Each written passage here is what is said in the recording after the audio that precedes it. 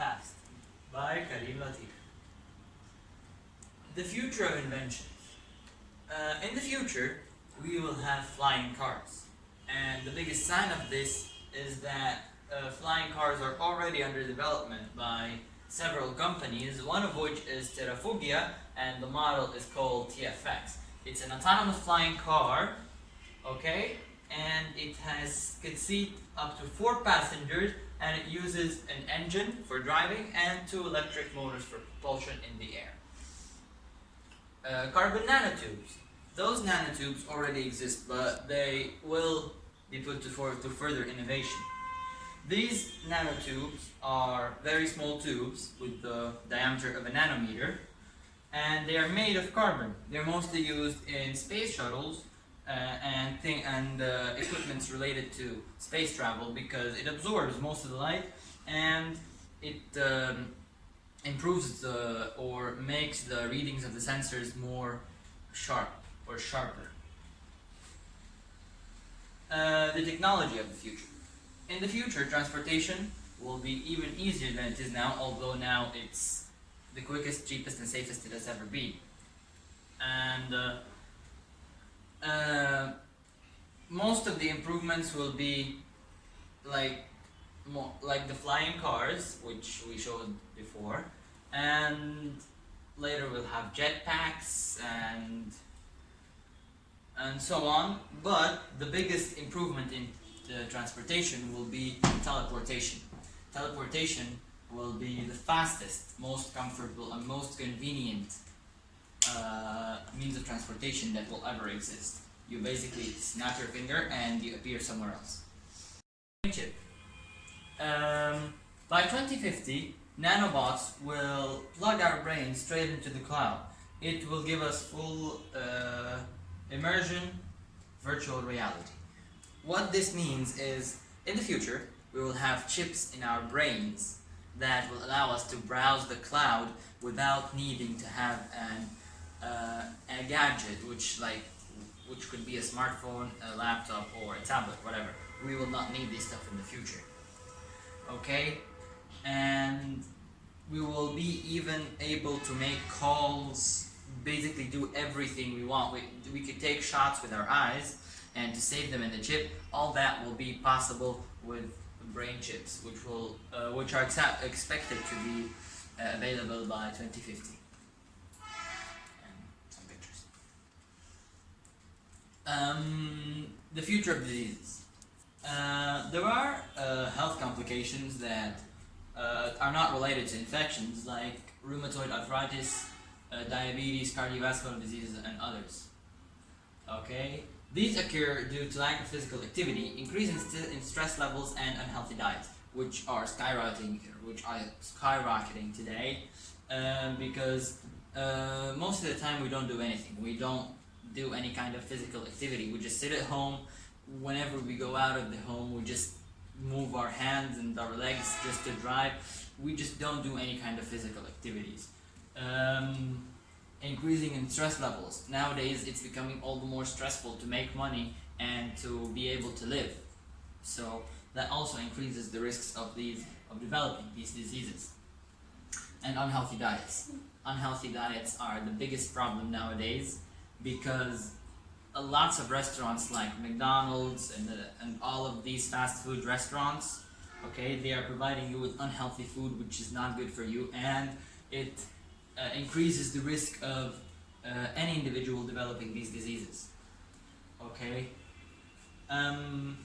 But in the future, we will not have these problems since healthier diets will be healthier food will be available, or it will be more available. Okay? We will have devices that stimulate our muscles and make them and put them in a situation as if they are moving, although they're not, which will increase which will give a healthy amount of physical stress for the human body to be able to function as much as or as strongly as possible. And we've got, yeah, that's it. And these two things will probably eliminate these problems of society. Evolution of antibiotics. We just talked about diseases not related to bacterial or viral infections.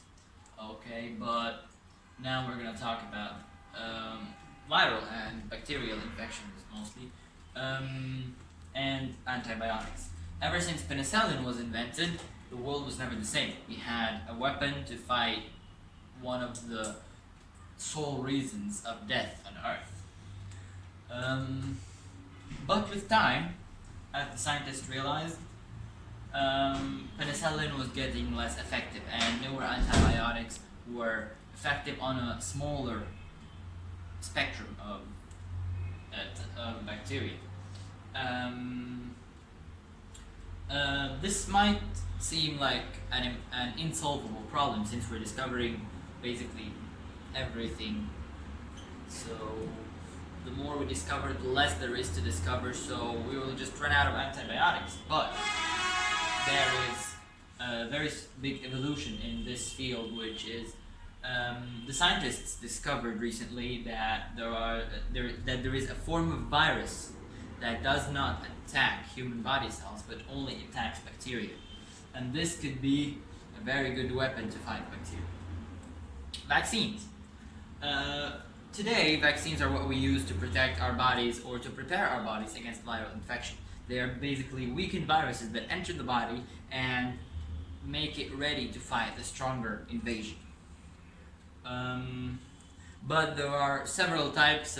You have to take a vaccine for every single type of virus. In the future, this will not be the case. There will be one vaccine you just take once you're born and you never need another one. Future of sports and games.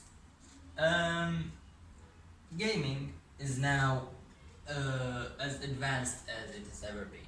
You can just sit at home and play online with someone from another continent. But in the future, it will be even more advanced with advancing virtual reality. With advancing in virtual reality technology, it will give a far better experience in gaming. Fitness and playing sports. Nowadays, it's easier than ever to practice any kind of sport or play fitness. With gyms and clubs around every corner, it's accessible to everyone, and you can just play every day, any time of the day. But in the future, we will not need this. We will have muscle stimulators that will stimulate the muscles, and just from about 15 minutes of stimulating the muscles is almost as if you have worked out for about an hour. Future of battles, everlasting peace. In the future, nations will realize that waging war against each other is not effective. It doesn't benefit any of the sides of the war, and especially since the coronavirus outbreak, nations had to help each other with everything, providing each other with medical help and equipment. So the nations realize that they have to help each other but not wage war against each other. Thank you for watching.